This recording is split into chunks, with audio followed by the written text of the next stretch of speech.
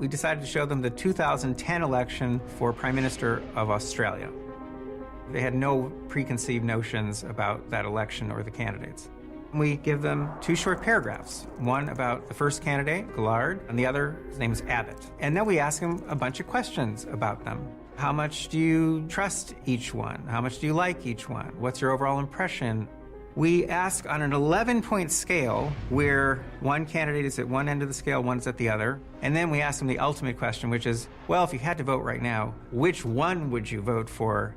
So at that point, they have to pick either Gillard or Abbott. So this is all pre-search. Now we let them do some research online. Now they're using a search engine that we created, which is modeled after Google, and it's called Cadoodle. So we show them 5 pages of search results, 6 results per page. And then they can use the search engine as they would use Google. They're seeing real search results from that election connecting to real web pages. So before the search, the split we're getting is exactly what you would expect to get from people who are undecided. And when they're done, we ask them all those questions again. This is now the post-search part of the experiment. And the question is, do we get any shift? Here's what people don't know. People are being randomly assigned to one of 3 groups. In one group, they're seeing those search results in an order that favors Tony Abbott. In another group, they're seeing those search results in an order that favors Julia Gillard. And in a third group, they're seeing them mixed up. That's the control group. So this is a randomized experiment, in other words. We got a shift in that first experiment of 48%. What that means is if I have 50 people over here, 48% of them, almost half of them, shifted. We got shifts on all the numbers, not just on the votes, but on the trusting, the liking, the overall impression. Everything we asked shifted in a direction that matched the bias in the search rankings. This is random assignment, so we're arbitrarily putting some people in the pro-Abbott group, some people in the pro-Gillard group. It's just arbitrary, it's random.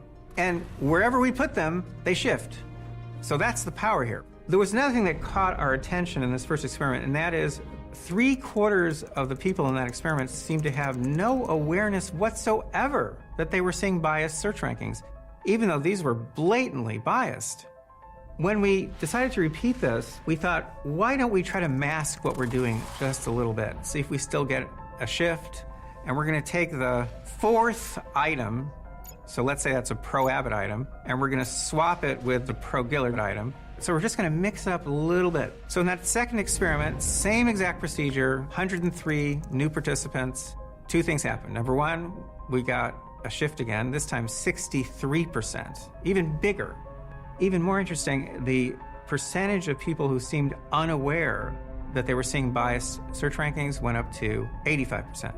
We said, oh, let's do it again and let's be a little more aggressive with the mask. Third experiment, we again get this enormous shift, but now 100% of our participants saw no bias in the search results. So this told us that not only could we shift opinions and voting preferences just by manipulating search results, but we could do it in such a way that no one was aware of.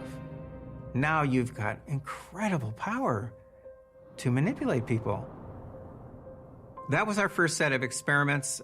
The next thing we did was to replicate the experiments we had done on a small scale nationally in the US. So we had more than 2,000 participants from all 50 states. We used masking. In some demographic groups, the effect was smaller, and in some it was larger. And in one demographic group, the shift was 80%.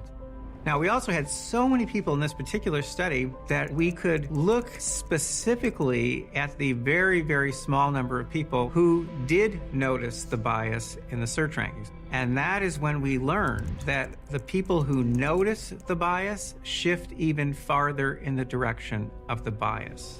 Seems to be that if you see the bias, since you believe in search results and you believe in search engines and you believe they're objective, that what you're seeing is simply confirming that that candidate must be better because the search engine itself prefers that candidate. In other words, this algorithm has chosen that candidate over the other. That algorithm has to be right because, of course, it's objective.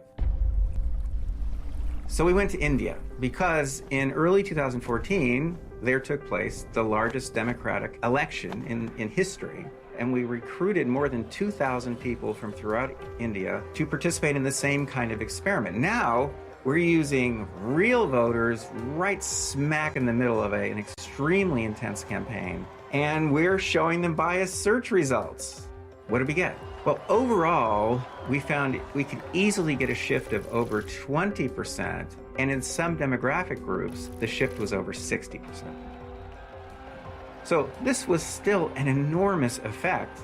We actually have identified a manipulation that a search engine company could implement for free, and icing on the cake, 99.5% of the people in the study saw no bias in the search results. Hillary Clinton and Donald Trump held dueling rallies Wednesday, just shy of 4 weeks until Election Day. Clinton rallied supporters in Colorado while Trump was in Florida. Both candidates wasted no time going after the other. We developed a new monitoring system, unprecedented as far as I know. And this system allowed us, in effect, to look over the shoulders of people as they were using search engines. This was for about 5 months before the election, all the way through Election Day, and then we actually went a little bit past that. The American people are the victims of this system. We recorded all the web pages that their search results connected to. We knew where in those search results people were seeing those links. So we could compute bias. We could actually compute whether or not those search results were favoring either Donald Trump or Hillary Clinton. We found systematic bias in favor of one candidate. Now, it happens to be Hillary Clinton, but in my mind, it doesn't matter who it is. If there's systematic bias for one candidate, that can shift a lot of votes. Here, we're looking at bias according to search position. So this is position 1 in the search results, position 2, position 3, and so on. Any dot above the line, again, would indicate a pro-Clinton bias, and I mean this bias in a statistical sense. Anyone below would indicate a bias in favor of Trump. We were seeing bias in all 10 search positions on the first page of search results. That's pretty blatant. I mean, frankly, if I were running the show, I wouldn't want to use a manipulation that's so blatant. But remember, we're running this tracking system secretly. If there had been no bias in search rankings, given the vast number of people these days who get information from the internet, who look for information about political issues online, who look for information about candidates online, if you took away this bias, it is possible that Clinton and Trump would have been neck and neck in the popular vote. I'm strictly apolitical, and the organization where I've conducted the research is strictly nonpartisan. I will say in the 2016 election, I do feel Hillary Clinton was better qualified to serve as president than Donald Trump. But the work that I am doing has nothing to do with politics, has nothing to do with candidates. What I am finding out is that a handful of people located within a few miles of each other in Silicon Valley have tremendous power that they shouldn't have. Now, they could use that power on Monday for one political party and on Tuesday for a different political party. Do any of us want to be in that kind of world where people like that have so much power and they can wield it this way or that way? I don't think we do.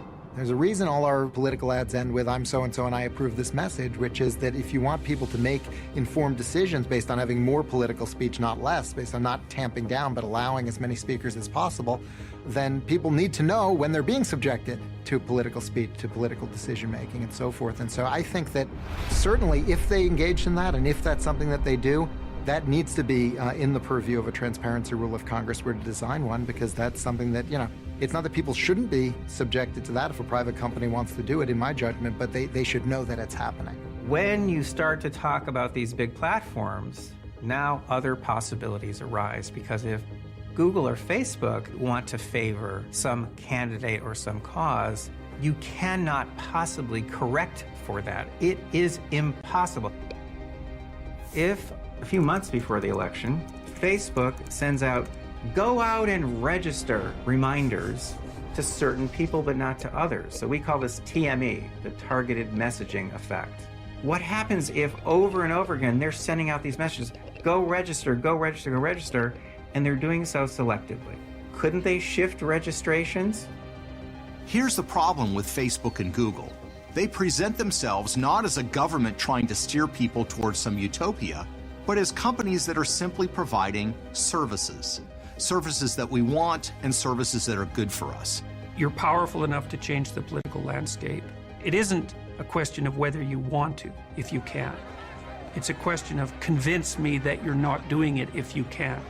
Because there's no reason for me to assume that you're not subject to the same dark motivations of power and domination that are characteristic of any system that has the capacity for power and domination. You should assume that you have a tyrant in you, instead of assuming that you can just not be evil. It's not that funny when it's a system that big.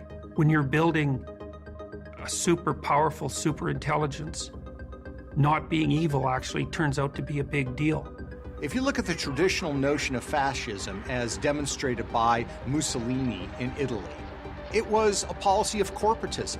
It was a fusing of powerful private corporations with the government and joining them together.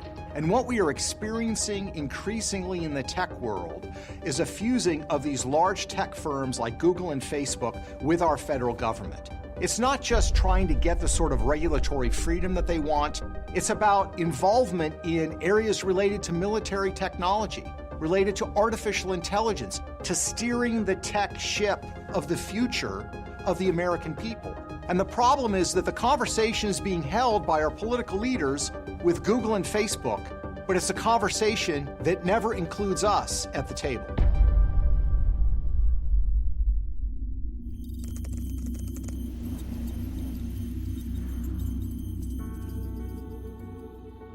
The adoption rate of smartphones is so profound that that is the information tool.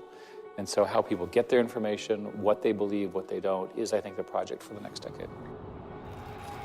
I think we are increasingly moving to an era where people are saying we need to take better care of our digital environments and we need to take better care of our digital selves. And what that means is being aware of what we are putting into our computers, but more importantly, what our computers and our devices are putting into us.